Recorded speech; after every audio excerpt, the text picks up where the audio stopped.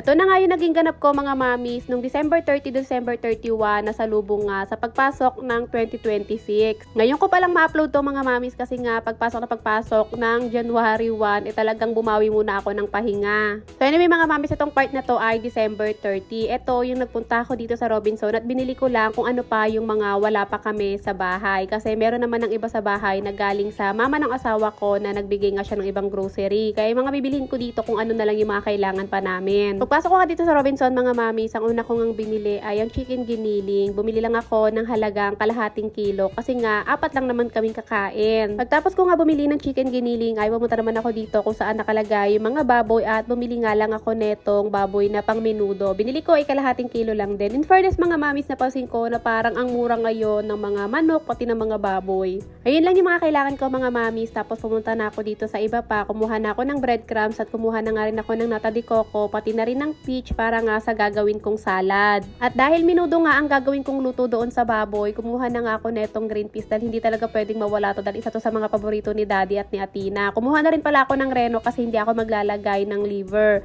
Meron naman na kaming keso sa bahay pero inisip ko baka kulangan kaya kumuha ako ng isa at kumuha rin ako ng isang Nestle cream. Tapos kumuha din ako ng isang lata ng Jersey Condensed pero yung mango flavor para nga mas flavoring yung gagawin kong graham. Tapos tomato paste kumuha na rin ako at itong bacon nga. Itong bacon mga mamis, hindi talaga sana ako bibili nito pero dahil gusto ko nga merong topping sa ibabaw, yung lulutuin kong carbonara, bumili na ako kasi magkano lang din naman. So yun nga lang yung mga binili ko dito na wala pa kami at meron naman yung iba doon gaya ng condensed at saka nung Nestle cream pero bumili ako ng tig-isa para nga may extra kasi mahirap na baka kulangin. Nung natapos na nga ako makapagbayad mga mami sa cashier dali-dali na nga ako naglakad pa uwi at pag uwi ko nga inilagay ko agad dito sa rep itong binili kong giniling na manok pati na rin itong baboy na pang menudo. Simula nga na binuksan namin tong rep mga mamis pagkatapos ng Pasko ngayon pa lang talaga malalaman tong freezer pero itong sa ilalim medyo may laman na bumili lang kami ng konti para magkalaman. Meron na rin yung gulay sa ilalim. Yung gulay naman ilang araw na rin kami nagluluto niyan, hindi ko lang naiba-vlog pagkatapos nga nung Pasko.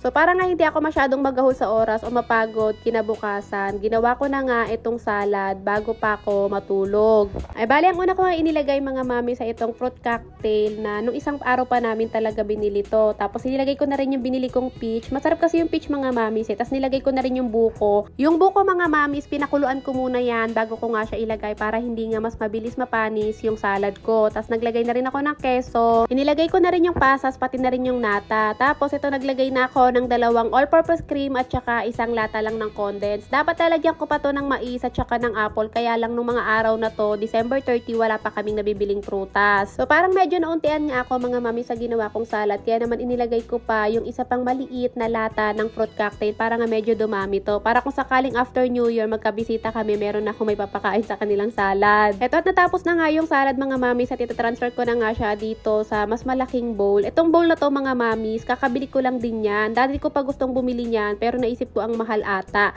Yun pala mga mamis, 175 lang yan kaya binili ko na para nga mas maganda yung lagayan ko ng salad. Yun nga lang mga mamis, wala siyang takip kaya ang ginawa ko para nga may takip siya, tinakpan ko na lang ng cling wrap at pagkatapos inilagay ko na nga dito sa rep or sa freezer. Kinabukasan na nga to mga mamis or December 31 na nga nung mismong araw na to at ito't nakabili na nga kami ni Daddy ng mga prutas. Hindi ko na pala dinamihan or hindi ko na kinumpleto yung prutas mga mamis kasi ayokong may masayang. Kung ano lang yung prutas na kilala or kinakain namin mga mamis, ayun lang yung binili ko. Yung basket pala na yan, galing yan sa mama nga ni Daddy kasi nga ayun yung pinaglagyan ng grocery na ibinigay niya sa amin. Tuwing New Year talaga mga mamis ay hindi na kami masyadong gumagastos kasi nga meron naman ng ibinibigay yung mama nga ni Daddy na grocery sa amin. Parang ayun na yung pinakaambag niya tuwing maghahanda kami ng New Year. So bago pa nga ako makapag-setup ng camera mga mamis ay ginawa ko talaga, naglagay muna o inayos ko muna yung mga prutas nga doon sa basket. Tapos nagawa na ako nitong cream dito na ilalagay ko sa mango graham. Tapos nakapaghiwa-hiwa na nga rin ako ng mangga. Baka pala magtaka kayo mga mamis kung bakit color yellow yung mixture o itong cream ng graham ko mga mamis. Kasi nga yung binili kong condensed ay yung may flavor na, flavor mango na kaya color yellow yan. Hindi ko na pala masyadong tinamisan yan mga mamis gaya sa salad kasi nga paborito ni Atina yan mga mamis at alam kong siya lang talaga ang uubos niyan. Habang busy nga ako dito sa kusina, si Daddy naman inutusan kong mag-print nga ng number para nga mailagay namin dito sa pinaka-backdrop na gagawin namin. Hindi na ako bumili ng mga number balloons pati na rin ng mga letters kasi nga mahal nga siya. So ginawa ko na lang dahil nga may printer naman kami. Gaya last year, pinag-print ko na nga lang si Daddy. Itong mga balloons kasi mga mamis, pati na rin yung mga foil curtain, bago pa talaga talaga magpasko, in-order ko na yan. Ay mali, bago ata mag-New Year. Ay, basta pagkatapos ng Pasko. Eto, at nailagay ko na nga yung mga balloons, mga mami, sa taas. Tapos, nagupit ko na rin yung mga numbers at letters na pinaprint ko kay daddy. At ito na nga yung itsura ng magiging backdrop namin nung New Year. So, habang nag-aayos ako ng backdrop namin, mga mamis, dito sa kusina, nagpapakulo na talaga ako ng pasta noon. At ito, naluto na nga yung pasta. Ang sunod ko namang iniluluto or pinapalambot, itong baboy nga na niluluto ko pang minudo. Multitasking talaga ang ginagawa ko, mga mamis, nung December 1 ng gabi. Kasi nga ako lang naman talaga mag-isa ang nag-aasikaso. So, si daddy naman tumutulong naman niya sa akin basta may utos ako. Pero ayoko talaga na meron akong kasama sa kusina, mga mamis, kasi mas lalo ako nahihirapan o natatagalan kapag may kasama sa kusina. Okay na sa akin yung meron akong iutos, pakiabot, pakibili, okay na sa akin yung ganon. So ito nga't naluto na yung minudo, mga mamis. At habang busy pa rin talaga ako sa kusina, si daddy talaga, siya na ang bahala kay Athena. Si Athena kagigising lang neto, mga mamis, at talagang gustong gusto niya si daddy ang nagsusuklay sa kanya. Ayaw niyang ako kasi masakit ako magsuklay. Nung natapos ko malutuin yung minudo, mga mamis, ang sunod ko naman ng niluto ay itong magiging sauce ng carbonara. Bali, tuna sauce pala to, mga mamis, or tuna carbonara yung lulutuin ko. Last year, mga mamis, ang pasta namin noon ay tuna pesto. Pero ngayon sabi ko, mag-carbonara naman kami. Dahil nga ayoko nang masyadong maraming laman yung lamesa, dahil nga maliit lang naman yung lamesa namin, inilagay ko na rin itong sauce dito nga sa pasta. Dinamihan ko talaga yung sauce ng carbonara, mga mamis, para nga nag-uumapaw talaga sa sauce yung carbonara.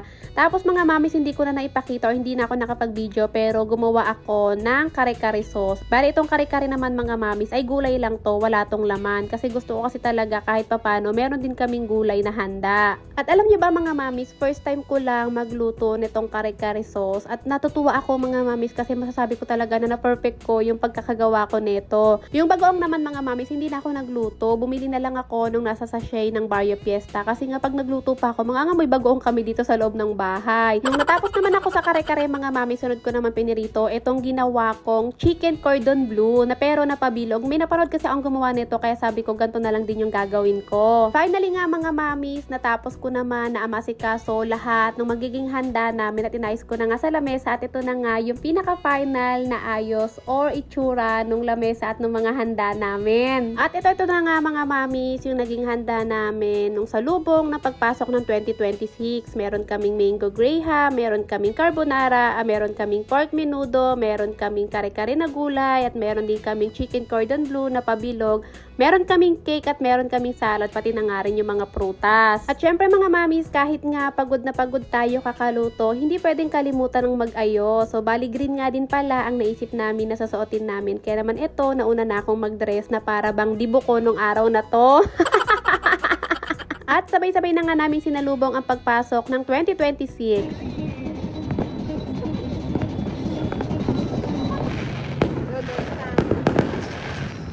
Ay, naubos na.